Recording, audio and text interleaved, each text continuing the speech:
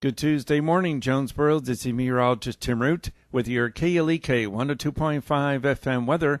It'll be partly to mostly sunny today in the mid-70s and light south winds expected. There might be a shower or two tonight, partly cloudy near 60.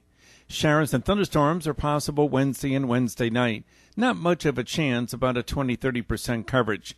It'll be partly sunny Wednesday, the high in the low 80s, low 60s Wednesday night. Then Thursday and Friday should be partly to mostly sunny in the low to mid-80s. Jonesboro, that's your KLEK 102.5 FM weather. From Feature Story News, I'm Natalie Powell with your latest world news. Messaging app WhatsApp has discovered a vulnerability in which hackers were able to install surveillance software remotely onto phones and other devices. European diplomats say they do not support Washington's escalation tactic with Iran. And Sri Lanka's Prime Minister has called for calm after a wave of anti-Muslim riots following the Easter Sunday attacks. It's 9:01. Community Conversations is brought to you by Arkansas Early Learning, offering no-cost childcare in Jonesboro and Northeast Arkansas. Applications at arearlylearning.org. Arkansas Early Learning is a nonprofit organization. KLEK LP Jonesboro, the voice of Arkansas Minority Advocacy Council. It's now time for Community Conversations, a program focusing on the people working to make the Jonesboro community a better place, while offering viewpoints from all sides of the issues. The views expressed in this program are those of the participants and do not necessarily reflect the views of KLEK 102.5 FM, the voice of Arkansas Minority Advocacy Council, or our underwriters or sponsors. Good morning, everyone, and happy Tuesday to you. I hope that you're having a great start to your day. You're tuned in to Community Conversations on KLEK 102.5 FM. My special guests today are Miss Ashley Watson from Encompass, Still Health Yes, it's still Encompass Health Rehabilitation Hospital in Jonesboro. Okay, and then we have Mr. Kevin and Mrs. Lori Eubanks. And today's topic is stroke awareness. And I know we've had this conversation before, but I feel like the message really gets driven home when you hear from an actual stroke patient on what their experience has been like and how their life has changed. And so we're going to first get into some introductions before we get, too deep into our topic. So, Ms. Ashley, I know you've been here before, but let's please tell everybody what role you play at Encompass. At Encompass Health, I'm a nurse liaison, but I also work in a lot with the community outreach programs that we do facilitate. One of those being stroke program that we work on. At Encompass, we are a stroke center of excellence, where we've actually invited folks to come in and really review that program to make sure that we're doing it the right way for our patients, and we prove it year after year in a review.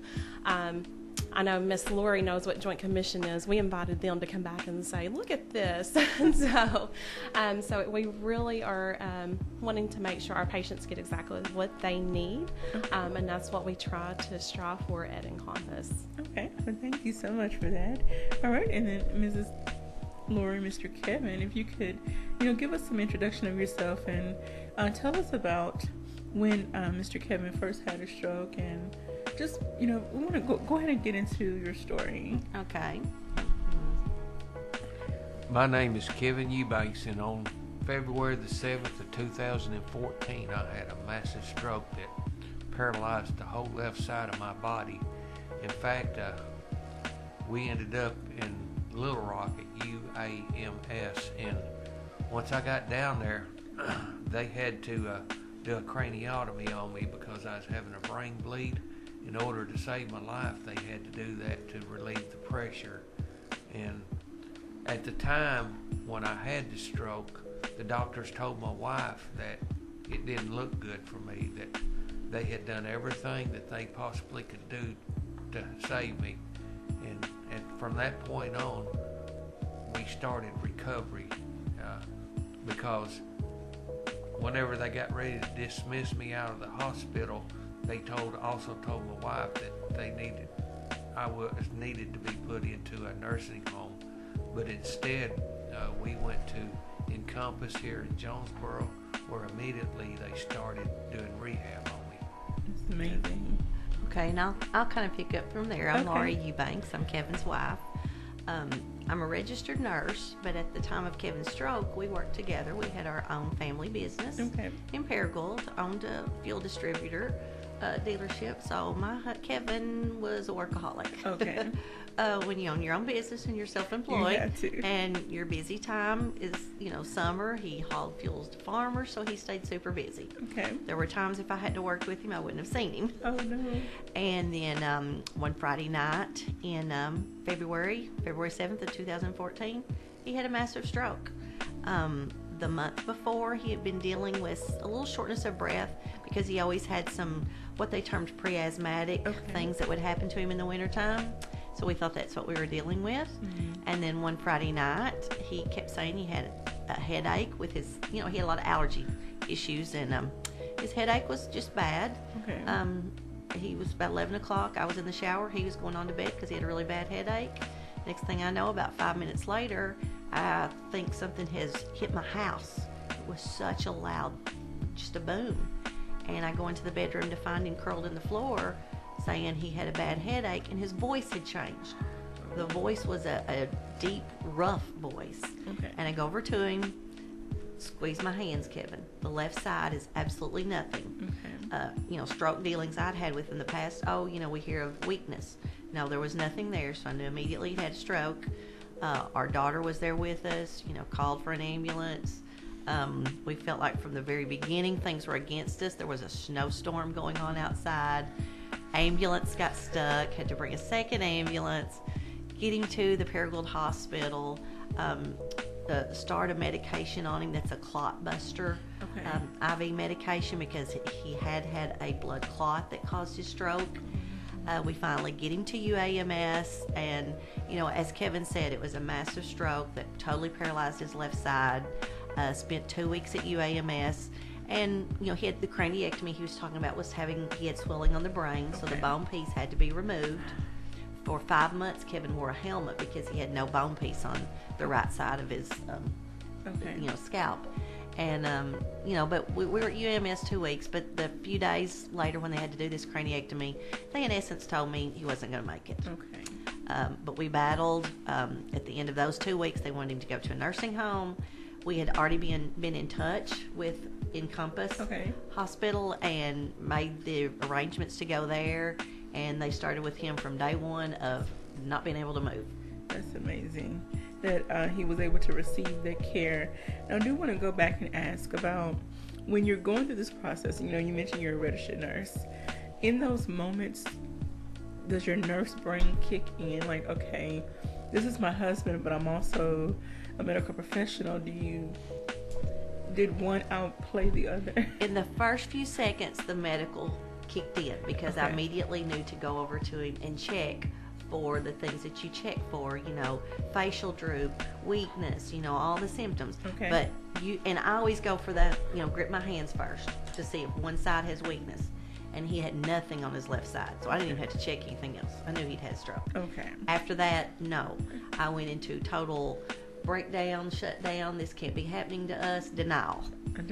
Denial. Okay. And when you got to the hospital, just going to the finally after getting the ambulance unstuck, getting to the hospital, and the other medical professionals are telling you the prognosis from their perspective based on evidence of previous patients. What does it feel like in that moment? Do you feel, okay, this is not what I want to hear right now? Can you please try and do something? What is going through your mind when they're telling you? Well, and it's a very scary situation, especially for someone who has no medical training at all. But even with mine, it's like I said, I went into denial. This can't be happening to my husband. I mean, yes, when they started saying we've got to get him to Little Rock, I'm like, okay, let's go. When I was grabbing things in a bag, I was getting his shoes, his clothes. I'm like, he's going to need this to wear home. Nothing was sinking in with me how major this was, and how long it was going to take. During the process when you were at the hospital for those 2 weeks, do you feel the medical professionals, the doctors, the medical team rather, they communicated effectively with you? Like they were, do you feel they were forthcoming with, information like gave you a realistic view of what was really happening? We were in Little Rock, and Little Rock was great taking care of Kevin, but so many doctors would come in. He has a heart condition called atrial fib, which caused his stroke. Okay. And once they diagnosed that, I mean, we would have 5 doctors in there at once trying to clarify, what's going on with him. And then I would just feel totally lost. And I had the greatest nurse or physician's assistant, actually, he was a neurophysician's assistant. He would come around every morning at 5 o'clock, and he would explain to me everything that was going on. Awesome. In terms that I could understand. Even though I'm a health professional, during that period I wasn't. Okay. I was just his wife. Okay. And I think that's one thing that many families that have other family members or friends, whoever, that have suffered a stroke need someone that's in a liaison, someone that can break it down, give you the, I don't want to say for dummies terms, but sometimes doctors can speak in this jargon that goes over your head, and yes. You're like, okay, let's slow down and break this down and let's start over. And that's exactly what happened with us. Okay. Now, before you mentioned, Mr. Kevin was a workaholic, and so were there, besides the atrial fib, was there any other pre-existing health conditions that could have attributed to the severity of the stroke? No, he had seasonal allergies, and that's the only thing he was ever treated for. Wow. But after all this happened, and a few months later, we start questioning in health family history. Okay. His mother's side of his family, they all have atrial fib. So more than anything, it was a heart condition that's inherited. So would you recommend anyone that is now, or that now has been diagnosed with any type of heart condition or any other condition that can contribute to the stroke, really be more vigilant with their health? Yes, because he has 3 sisters, and all of his aunts, like I said, all of his aunts and uncles on his mom's side had atrial fib. So after his stroke, his 3 sisters were all 3 tested and checked. Okay. They all checked out fine. And then back in the fall here of October of 2018, one of his sisters got to feeling bad, no energy in the mornings, a lot of issues. She now has been diagnosed with atrial fib. But she can be on medication. It can all be controlled. And so she can hopefully prevent the risk of having a stroke. Yes. All right. So educating yourself, just becoming more aware of the signs and symptoms, and being more, again, vigilant with your own personal health care. Yes. Go to the doctor. And I'm preaching to myself. We're all that way. Don't wait till you feel like you're on death's door before you go to the doctor. Exactly. Get those regular checkups. All right. So now he's had the stroke. He's gone through Encompass and we'll get to you, Ms. Ashley, what services you provide and what the process, the rehabilitation process is like. I just want to ask Mr. Kevin and you, Ms. Lori, now that you're home, what now? What happens? And, I hate to use the word normal, but now you're having to find a new normal life and navigate life differently. And now your family also has to adjust to Mr. Kevin being different. So kind of walk us through, as much as you want to share, what life is like now after the fact. And you said exactly when you said normal, and our thing has been from day one. We've created a new normal. Okay. With our family. We have 3 daughters. The youngest one was a senior in high school at the time that this happened. So it was a huge dynamic change for our family. Also, you have to realize too that there are some things that you won't ever be able to do again. But it's like she said, there's a new normal, and I have been fortunate enough that Encompass has, with the therapists that I have worked with, have got me back up on my feet to where I'm able to walk again. And you find that new normal, the things that you can do now. We are so privileged that we can get out and just go out and eat, because you take that for granted before the stroke. And once you have a stroke, there's a period of time there that you can't do those things. And once you learn how to do them again, it is a joy, and it really lifts your spirits at that time. So, can you talk about some of the emotional and psychological things you felt or went through as you're going through the recovery and therapy, the rehabilitation process? Now that your life has changed, What were some things you felt and, just had to deal with and try to overcome or work your way through? Well, at first, it's a big denial because it's like, okay, I'm going to get out of this bed and walk, because I'll never forget just being at Encompass, and I felt like that I would walk out of that place when it come time for me to be dismissed, and I didn't. I mean, I had to use a wheelchair, and but that you can't let that get you down. What you have to do is you still got to set your goals. Like, hey, this is what I want to do by this time, and work hard at it, because the therapists nowadays have so much more knowledge on how to treat strokes that they know the things to do to get you back. In fact, when I first got to Encompass, my stroke had taken away all of my balance to where I couldn't even stand or sit in a chair. If I tried to sit in a chair, I'd fall over. And I laugh about it now, whenever they was trying to teach me balance again, they would place cones on a ladder and have me stand up and take the cones off the ladder and set them on the table. And I thought that was the silliest thing I'd ever seen in my life, but it was teaching me balance is what it was doing, and it worked. So just about a cone, maybe yay size. No, okay. Yeah. So taking it off the ladder and then placing it. Okay. Yes. Because he, like you said, he couldn't even sit up by himself. He would just fall over. So he had to gain all of his core body strength back. And even after 6 weeks in Encompass, when I took him home, they helped us get to a way that we could go home safely. Okay. Because Kevin was total care. Did you have to readjust your home so that he can maneuver safely? Yes. Our home at least wasn't too old, so doorways were wide. We did have to have a ramp put in a garage, and people don't realize how much ramp it takes to get a wheelchair in. Okay. Redo a shower. There's lots of things that can be done. We had those too, but when you're in a wheelchair, it requires a lot of extra things. Do you have stairs, or did you have stairs in your home at the time? Well, we had a basement, which we didn't use, but there were 2 steps in from our garage, and that required a huge ramp. Okay, so you didn't have to, say, build a bedroom downstairs. Okay. No, we were thankful for that. That's awesome. Okay, so now you all are dealing with this, and then now you have your children. And as you mentioned, one of your daughters was a senior in high school. She's going through the time, mom and dad. She needs mom and dad there, and to be a part of all the activities and graduations coming up and prom and all this. And so now this life change has happened. How did it affect your children, even though some were older? Yes.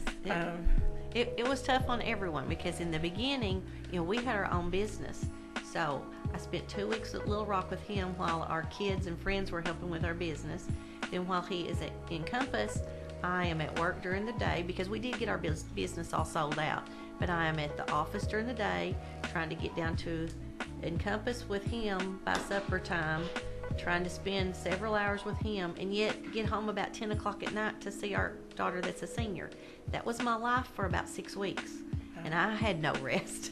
And, our 2 older girls were married, but yet had some small children, and it just took its toll on everyone, and it took all of us. Okay. We say it takes a village to raise children. Well, it takes your family, friends, the whole village to get you through, health problems. Yes, ma'am. I want to say good morning to a few people, Dr. Sharice Jones-Branch and Mr. Tony Thomas, and everyone else out there checking in and listening. If you have any questions or comments, give us a call, 870-277-1080, or drop us a message on our Facebook Live feed. If you or a family member has suffered a stroke, we would love to hear from you. So please reach out to us. We want to hear your story. This is just, one story, which, it's like many other stories. Everyone has a different experience. That's one thing I want to go into. As you were going through the process, did you have people try to give you unsolicited advice?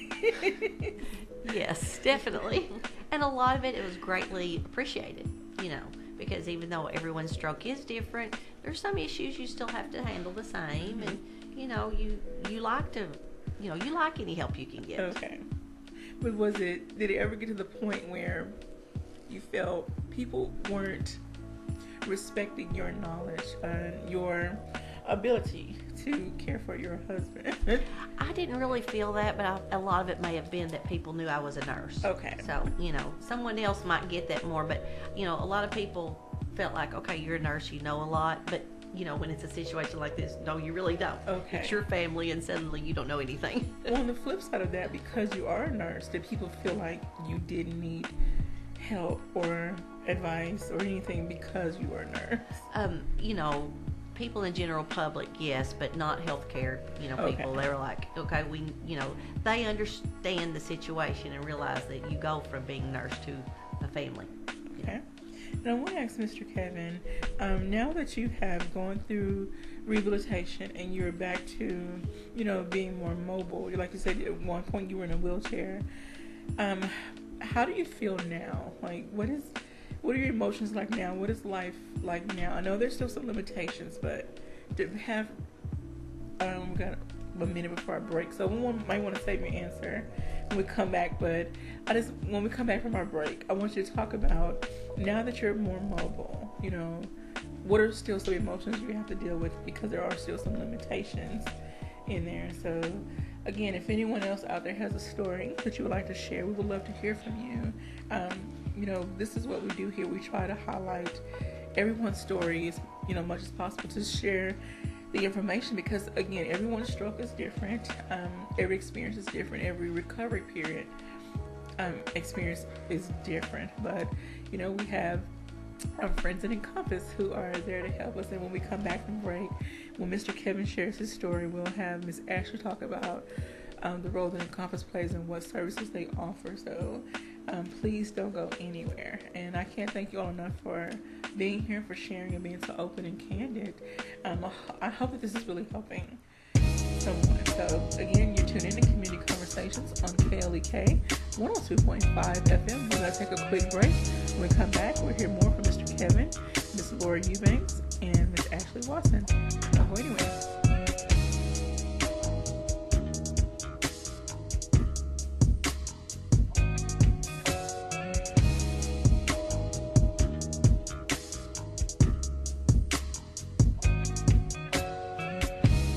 You're listening to Community Conversations on KLEK 102.5 FM.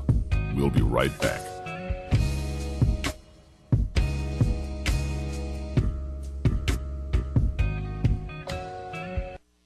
Are you helping your spouse have an affair? I'm Mark Merrill with today's Family Minute. There's no excuse for having an affair, and sure, sometimes they happen out of the clear blue, but more often than not, affairs don't just happen. Usually, there are things that are said or not said, done or not done over the years that are contributing factors. Here are some ways to push your spouse toward an affair. First, constantly compare and criticize. Hurt and tear down your spouse with critical or comparing words instead of lifting them up. Second, invest all your time and energy in your kids. Be sure that your universe revolves around your children. For more ways to help your spouse have an affair, listen to this week's episode of the Family First podcast at markmerrill.com. Remember, your family first. Family Minute is made possible by the Kappa Nu Omega chapter of Alpha Kappa Alpha Sorority Incorporated, a non-profit organization committed to service to all mankind. Kappa Nu Omega Alpha Kappa Alpha on Facebook and KNOMEGA1908.com. Family Minute is brought to you by the Gears Foundation, a non-profit organization providing students with assistance in their academic and career pursuits. Gears Foundation on Facebook, Gears_Inc. on Instagram, and the Gears Foundation at gmail.com. The key to making this station even better could be parked in your driveway right now. Donate your old car to us, you'll get a tax deduction, and we'll tow it away for free. Go to klekfm.org for more information. The Jonesboro Alumni Chapter of Delta Sigma Theta Sorority Incorporated was established on June 28, 1997 by 13 dynamic women who accepted the challenge of chartering the Jonesboro Alumni Chapter. Today, the chapter continues to impact the Jonesboro community by sponsoring programs such as the Sonia D. Williams Scholarship Breakfast, Community Back to School Bash, Delta Academy, Voter Registration Drive, and Autism Awareness. Our focus correlates with the national theme, Joy in Our Sisterhood, Power in Our Voice, and Service in Our Hearts. Our chapter supports Delta's 5-point programmatic thrust: economic development, educational development, international awareness and involvement, physical and mental health, and political awareness and involvement. More information about the Jonesboro Alumni Chapter of Delta Sigma Theta Sorority Incorporated is available at www.jonesboroalumnidst.org or via email jonesboroalumni@live.com.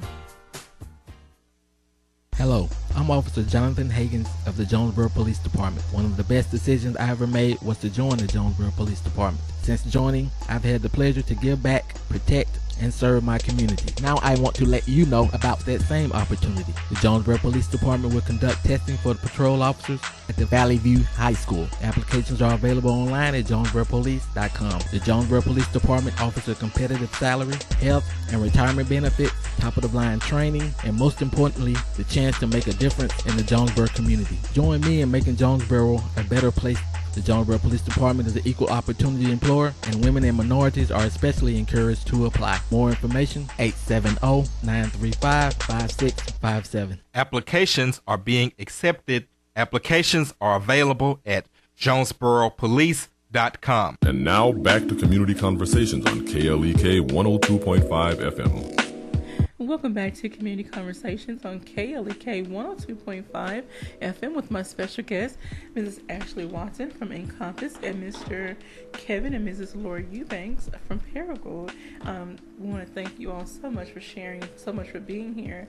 And I hope that someone is getting something out of this conversation and they're taking notes and being more proactive with their health and not letting things just slide. I want to get back into the conversation and have Mr. Kevin share now that he has gone through therapy, OT and PT. What life is like now. What are some emotions you deal with? You know, because you're still dealing with some of your limitations. You're not back to where you were before the stroke. So kind of walk us through that, please. Well, at first it was real hard to accept the condition that I was in, but when I started gaining mobility back, at this point right now, I feel like I'm a very blessed man.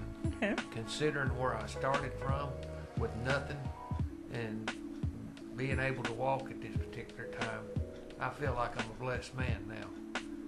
Plus, I was also told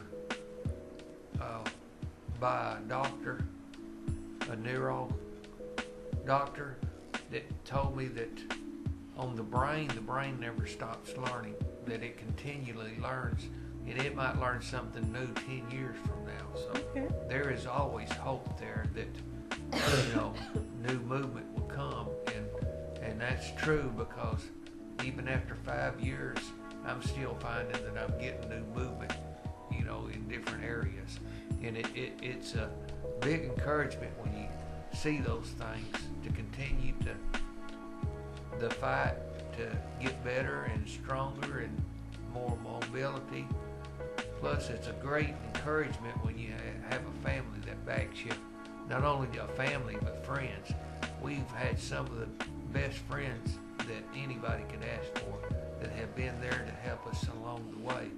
And they have made things so much easier for me to focus on more recovery instead of worrying about different things, you know, just little things that people might not think about, like mowing a yard or, you know, doing a small repair at a house.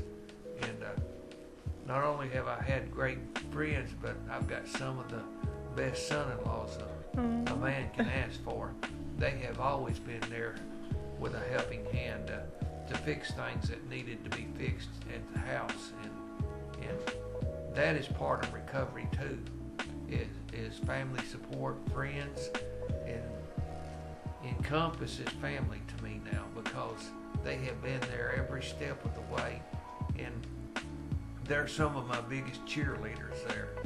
That whenever something new happens, every one of them is there encouraging you and giving you great compliments. So that is a big booster in recovery. All right, thank you.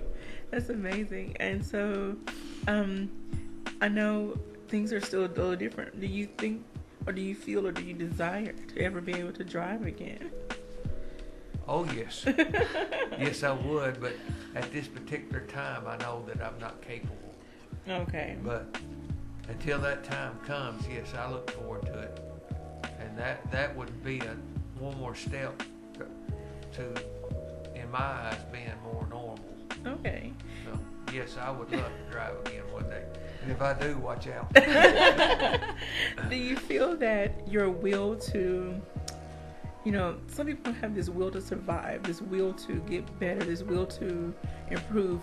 Do you feel that your mindset about your condition, about the stroke, and what was possible when it comes to recovery helped you to get better maybe at a different pace than some other people have recovered? Oh, I think so. I mean, yes, you got to have a strong will to say, I can do this, because recovery is not easy. It's very painful, or it was for me at times. I can remember there was times that I went home after therapy with tears in my eyes because of the pain that I had went through that day. But looking back, as they say, it's all worth it. And there's a statement that I was told many times, and after a while I didn't want to hear it no more. No pain, no gain. And there was times I would love to have taken a 2x4 and hit somebody over the head and say, did you get any gain out of that? So, oh my goodness. I totally understand. All right. I'm sorry.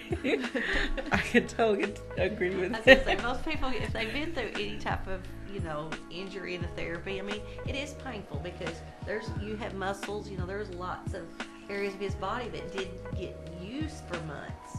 And then it is a slow, painful recovery. Yes, ma'am. All right, so Miss Ashley, I know you've been listening, you're trying to break down over here, but can you tell us a little more about, so go kind of walk us through the process of once you get a patient that has had a stroke, what are the steps you take to work with them? Okay, so obviously, depending on how much damage has happened to the brain and what parts of the brain have had the damage. So when they get admitted to our facility, we're going to have someone evaluating them for physical therapy. Okay. Our physical therapy, I always say, are the folks that are make sure people are safe going from point A to point B. Whether it's you're using a walker, a wheelchair, nothing at all, but being safe. Okay. Then we would have someone, an occupational therapist, evaluating them as well. And when we think of occupational therapy, all the activities you do from the moment you wake up to the time you go to bed at night. So from being able to bathe yourself, toileting, cooking for yourself, getting out in the community, all those activities right there. So we have an occupational therapist that's going to evaluate. And then we're going to have a speech therapist. Sometimes after a stroke, a patient will have speaking problems, may have some issues with their memory, may have some swallowing problems. So we're going to evaluate that as well. All under the care of what we call a physiatrist, physical medicine rehab physician. So a physician that specializes in rehab care. So the first 3 to 5 days, that's really what's going to happen. They're going to be evaluating, see where they are, see, kind of come up with this is where you are at the beginning, this is where we think you can be at the end. And we're going to be setting goals. We set goals with the patients, we set goals with the family. So what do you want to gain from being with us? And we're going to do everything we can to get that patient to those goals. Sometimes it's quicker than others. Sometimes it takes years to get to where we want to go, but we will help you. And at Encompass, we want to provide that inpatient, but then we can provide the outpatient. But we're not done with you there either. We provide support in the community as well. So every month we host a support group. We meet every second Thursday of the month at 1 p.m. you'll find that we have new strokes. We have strokes that are 20 years out. So it helps to have that support group, because those folks that are 20 years out are such an inspiration to those folks that have just had their stroke. So the process, again, like they have mentioned, it can be long. Patience is so important, and not only the patience that the survivors happen to have, but the family, the caregiver. I mean, Miss Lori, she's such an inspiration to me. She went through so much. It wasn't just Kevin's life that changed. It was their whole family, and she stood right beside him and took care of him. Loved him. Don't you start crying. No tears today. And I'm telling you, I've known them for a long, long time. We go back many years. I didn't know them personally, though, until in the last probably 5 years, I would say. But they have provided such an inspiration to us at our facility, to me personally, my family. I have a little girl that loves them so much that she will make sure she prays for Mr. Kevin, is how she spelled that name. But so I mean, just we want to be there. He mentioned the therapist, being right there, being the cheerleader, being that boot camp instructor sometimes.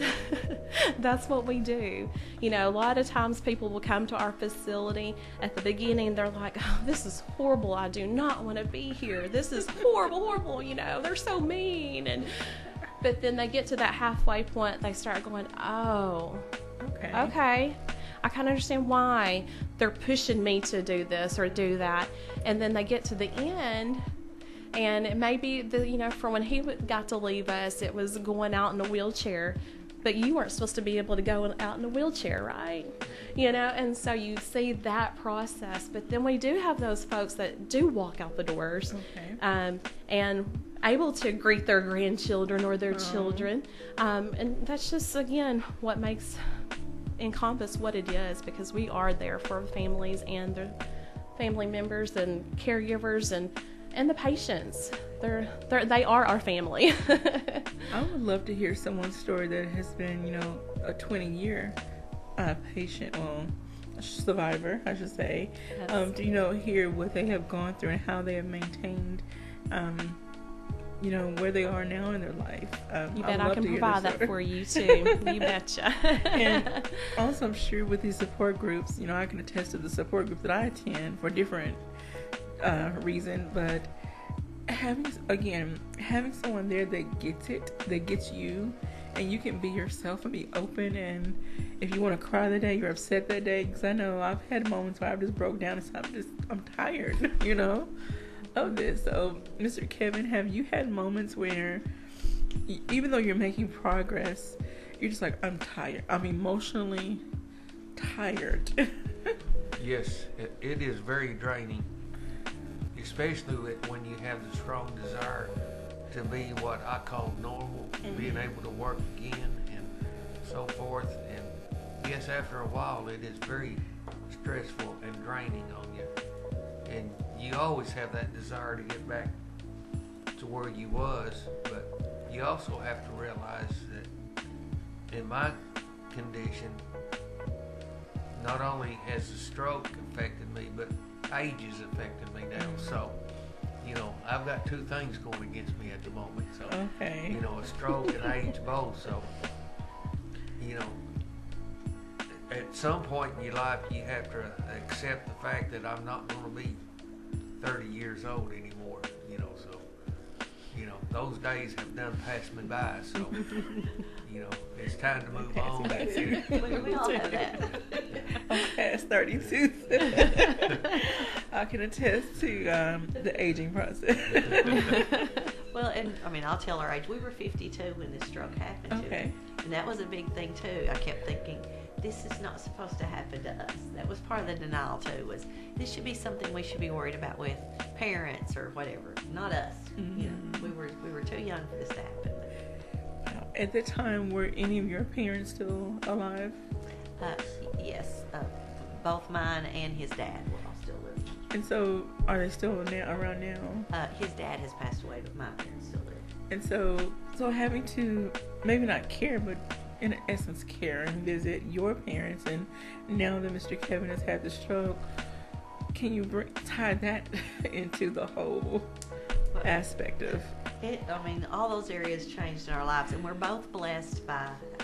I have 3 sisters. He has 3. So we have large extended families that all are, pretty much empirical. We have one that's not, but that was a true help for everybody. Okay. Not only helping with his dad, because his dad's health was not good at the time, and you depend on the whole family dynamic. Okay. And your church family, and we had such good help from all aspects. In the community, and I want to say this because I'm a community person. Like, I feel that we need to become more neighbors again, and we need to look out for each other. If we know someone that has a need, as best as you can help them, no matter if you're related to them or not, or they're in your personal social circle. Help anyone that you can, and in cases like this, I'm sure that it was a great relief to have so many people just kind of band together. You didn't even have to ask them. They just said, okay, we're going to do. They probably didn't even ask what you really needed. They just did. Right. I have a good friend that we attend church with, and she arranged meals for us for the first month that when Kevin came home from Encompass Hospital. Me too. I still say it. For the first month, we had meals brought to us every day. Like I said, I had a church friend, and she arranged that someone brought us home-cooked meals every day. That's amazing. That was a huge help. Just little things like that were, it was just the last thing on my mind, because I had still working with the business, taking care of him. So, just small things are huge, huge help. And then what about another aspect of, just running your household, trying to get the bills paid on, like sitting down and doing the bills and going shopping for toiletries? Did someone step in and say, let me help you out? Well, and a lot of that, I had to do because, and I was also, like I said, trying to wind up a business. Okay. But I always hated going to the grocery store or to Walmart. But at this point, that was my time out of the house. Okay. So one of the girls, someone would come stay with him, even if it was just for an hour, just to let me out of the house, because he could not, stay by himself for quite a while. So I suddenly enjoyed that trip to Walmart or the grocery store. All right, Walmart can sometimes be crazy town, but yes, if you but when that's your outing, oh my goodness. So at this point, even though it's been 5 years out, is Mr. Kevin still going to either PT or OT in home or in facility? We've always done the outpatient. We've always come to Encompass to do it, and we take it like he did some back in the spring. Then we get to he meets goals, and then we get to a point where we stop. Okay. Then maybe in the fall we see, hey, what can be, where are you at? What can be improvements, or if he's had any thing that's not doing as good, they can get him back up to step on it. And I bet that y'all do home exercises too to that's help a huge maintain in part of it. between. That's the so maintenance, important. Yes, and Kevin's good. They give us, and it's a family process. It's not just Kevin. A lot of them I have to help him with, but the in-home stuff was crucial. Okay. One question for you, and one for you. Now that Mr. Kevin has recovered to where he is, do you often speak with the medical staff at UAM to say, okay, you gave us his death diagnosis, and look what we are now? Like, not to say throw it in their face, but, maybe be more mindful in how you speak to patients and their families when they're going through something. Yes, and we don't really deal with UAMS anymore. Okay. But when we did go back for some stuff, there was even different doctors there then. We didn't even see the same doctors. Oh my goodness. So when he did have to have this, he had to have a couple of years ago his bone plate actually redone. He has a prosthetic bone piece in his head now, and we had it done at Sims Murphy Neuro Clinic in Memphis. Okay. And that's all they do is neuro, so that was wonderful. Okay. All right, that's wonderful. And Miss Ashley, I want to ask you, when you see patients come in, I know that you all give, because you give the lymphedema patients exercises. When people come in, they haven't been doing what they're supposed to. Can you tell off top? Oh, definitely. I'm not a therapist, but I can tell you there is an obvious, I mean, that's just like with anybody that is exercising. If I have been running nonstop and doing 5Ks and then all of a sudden I stop for just a month, you digress. And so when a patient has had something life-changing such as a stroke, or they've had an orthopedic issue, there, we can definitely tell when those muscles haven't been stretched and they haven't continued to do that. And I know it has to be hard, but I think I had somebody tell me one time, therapy is the medicine. That is your medicine. So, Yes, I've been called out on it. Uh-oh. I'm not doing my work at home like I should. And I needed to be called out on it, because if you want to continue to improve, you have to. Right. Wow. And so, Mr. Kevin, can you also, tell us, again, what are some things that you deal with? And this is not to point out, but I want people to have a real, a realistic view of what happens after stroke. I noticed that you have to wipe your face. And so, again, I know that can be a little, when you're out in public and people who don't know and don't understand, they tend to stare. So tell us what that is like. What's dealing with that is like. Well, that part doesn't bother me. It's just the fact that for me, when I had a stroke on my left side, it's like, you go to sleep at night and you wake up and your arm's asleep or something. Okay. And you can't move it. Well, that's about the way my left side of my body feels. So, you mentioned that I wipe my face. It's because it's numb and I can't tell. I try to remember to swallow all the time, but there are times that I forget. Okay. And when I forget, I have to make sure that, that I wipe my face to make sure that there's nothing drooling there. And I don't think people sometimes understand the total aspect of, what comes along with having a stroke. Again, it affects different people in different ways. We're going to get ready for another break. I don't want you to get cut off from any comments. So we're going to take a break and we'll come back and wrap up. And you all can share your final thoughts and any, final messages that you want to share with our listeners and viewers. You're tuned in to Community Conversations, KLEK 102.5 FM. We'll be right back. You're listening to Community Conversations on KLEK 102.5 FM. We'll be right back.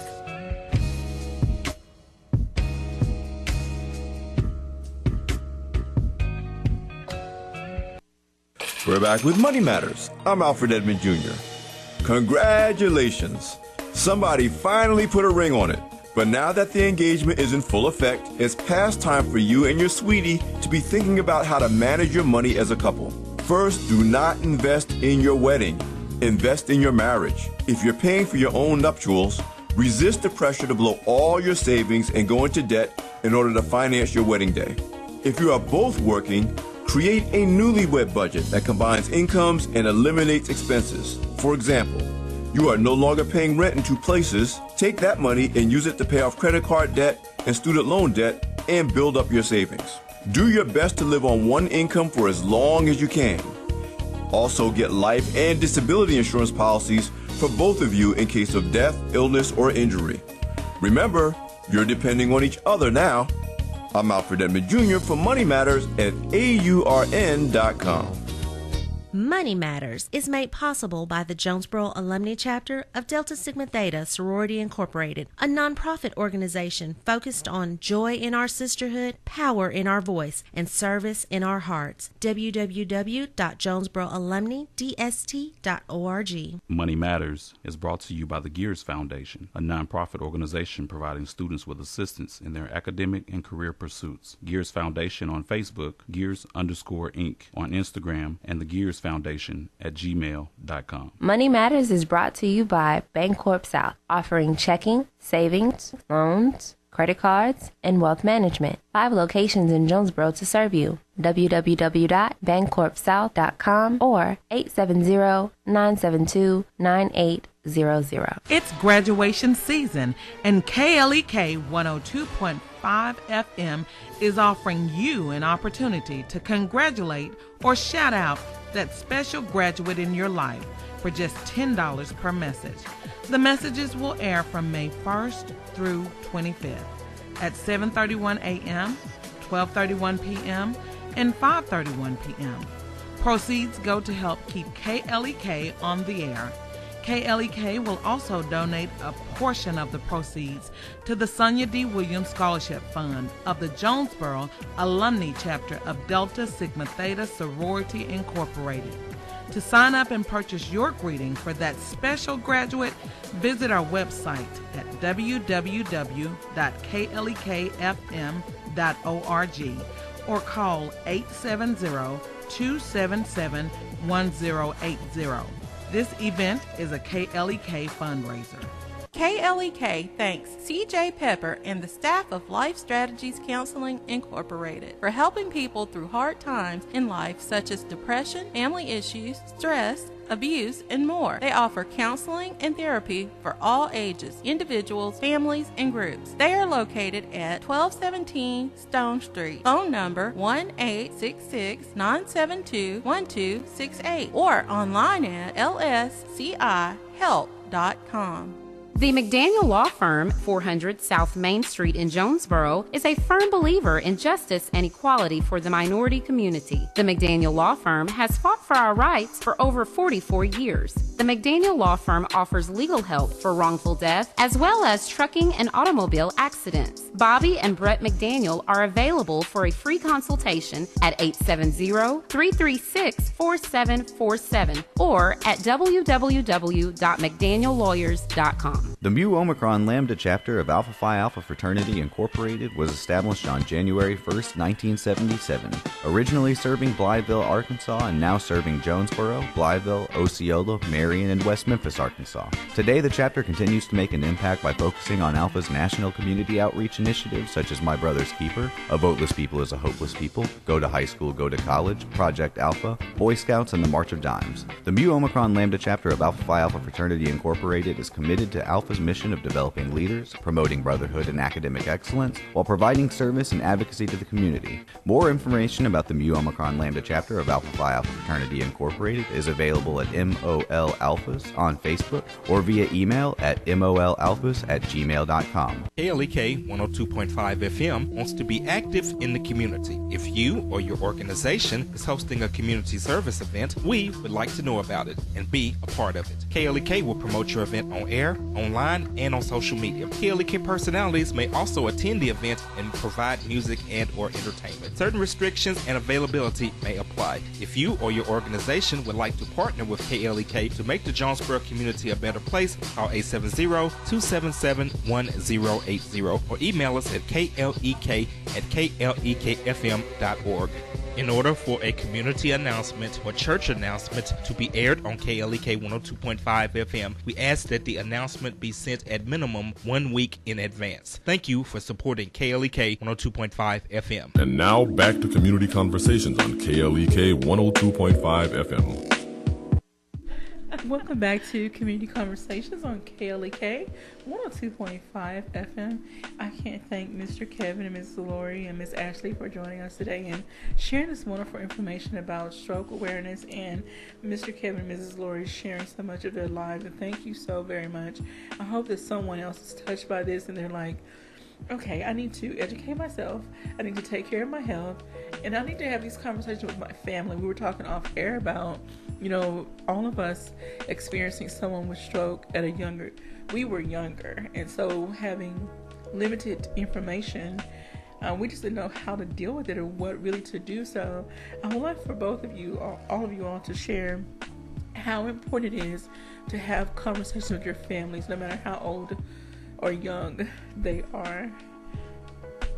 Well, from our standpoint, it's very important because, as I said earlier, Kevin now has a sibling who has the heart condition that he has that caused his stroke.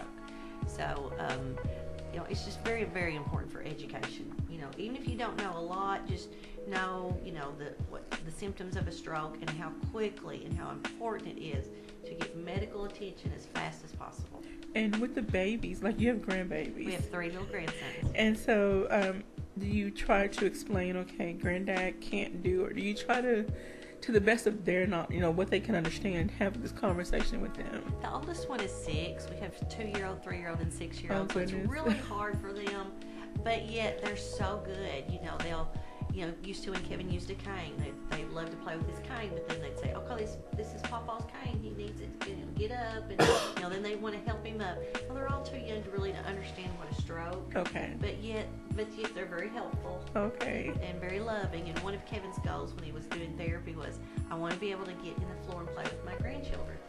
So his physical therapist, who is awesome, helped him and got him to where he could get down on the floor by himself and get up by himself, so that he could play with those grandchildren. That's amazing. All right, Mr. Kevin, would you like to share any final thoughts or encouraging words, or just what would you like to share? Well, I'd like to say that it just amazes me how good this world really is. I know we hear a lot of negative about this world, but I can't say enough good about this world, because when we're out and about, there's many times people will see my condition and see how I struggle just to walk, and they open doors for you and they'll close doors for you. So, I mean, we have a lot of good people, especially in this area, who do care, and they show that caring heart, by helping as much as they can. Awesome. All right, Miss Ashley. Well, I can't emphasize how much stroke awareness and understanding the signs and symptoms of a stroke. And we were talking a little bit ago, being that child that their mom has had a stroke or their dad has had a stroke. It's so important for us as healthcare professionals not only to educate the survivor and that spouse, but the children to talk to those children about it. I want to mention really quickly that tomorrow, actually at noon at Encompass Health, I'm actually going to be talking and doing a stroke awareness lunch and learn. And the public's welcome. We do ask that you RSVP so we can get an idea of how many to plan for food, because we want to provide lunch to everyone. Okay. So if I can have those numbers by 5 o'clock today, we are good. But we'll be talking about stroke awareness, the things to be looking for, because we're all about prevention first of all. But we want people to know what to do if they do see those signs and symptoms. Getting immediate medical attention, calling 911. Do not hesitate. Do not wait. Do not call your family doctor and say this is going on, because you know how fast sometimes they can get back to you. Call 911. Get that attention. Do not wait. It's so important. And I used to have handy a little card that gave the acronym FAST. FAT. Yes, Go ahead, please. Yes. So that F stands for facial weakness. So if you notice one side or the other is drooping, possibly that smile is not symmetrical. Okay. So that's for F. I'm sorry. A is for arm and or leg weakness. Typically, it's one side or the other. Okay. And then the S is for speech. Okay, so speech therapy, and speech difficulty, not being able to get the words out, slurred speech. So if you notice a difference in that. And then T, time is critical. Get medical attention. So it's very important. There's so many other signs and symptoms. Come tomorrow. All right. And you can hear all of those. So Wednesday, May 15th at noon at Encompass, lunch and learn for stroke awareness. Yes, 1201 Fleming Avenue. All right, 1201 Fleming. So everyone that's available, please go out to this event. I must say I love your lunch and learns. We attended one several years ago, and lunch and learns in general are very informative, and even though you provide a lot of information, it's information that's very beneficial to the community and to the receiver. That is what we hope for, that's for sure. All right. Well, we thank you all so much for joining us today. It was my pleasure to meet you all. Well, thank you all. We appreciate you having us.